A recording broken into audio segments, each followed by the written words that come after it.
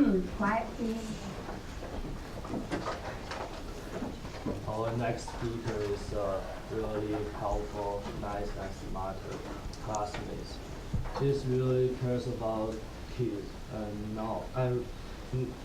and then he's going to tell us about the education. So let's help me welcome Karla Edelman.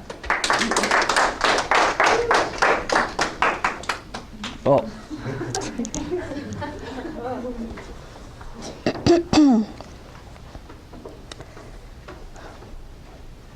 Albert Einstein reportedly said, "Everybody is a genius, but if you judge a fish on its ability to climb a tree, it will live its whole life believing that it is stupid."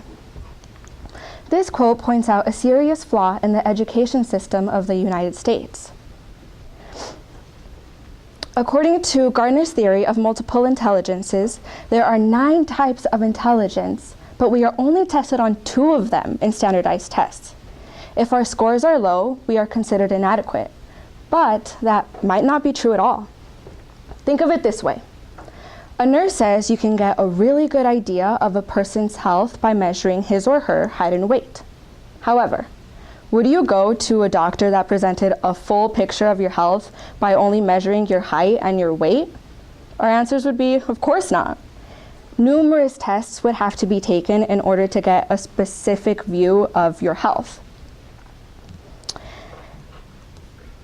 Yet when it comes to evaluating a student's intelligence, only a fraction of a student's abilities are tested, thus resulting in an incomplete evaluation of a student.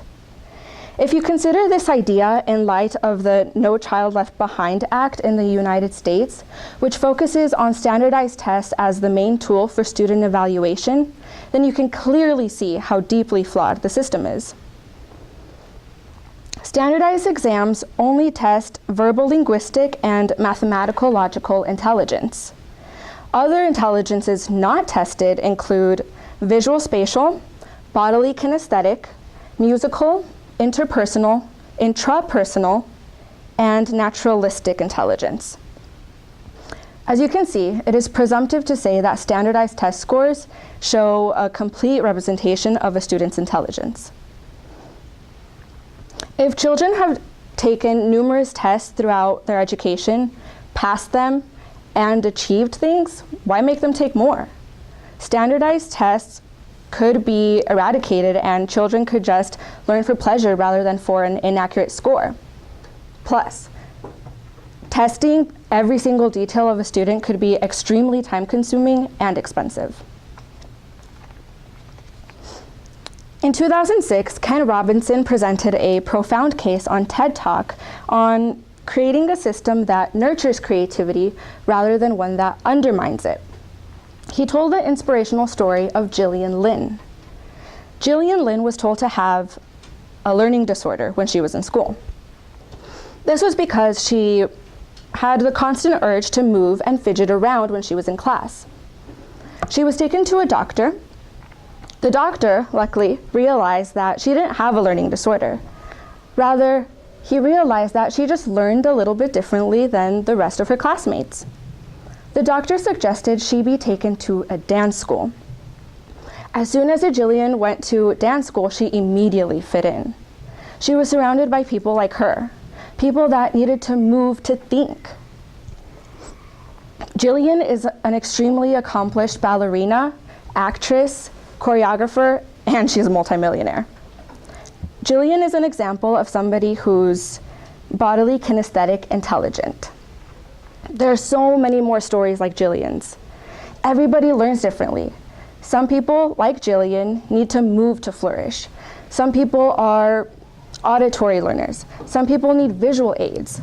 But when we're all confined to a standardized test that limits us to minimal room for creativity and diversity, people feel shut down and hopeless. It's no secret that Finland has one of the best education systems in the world. A student does not have to take any standardized test until their senior year of high school. The reason for that is because educators are in charge of the education system.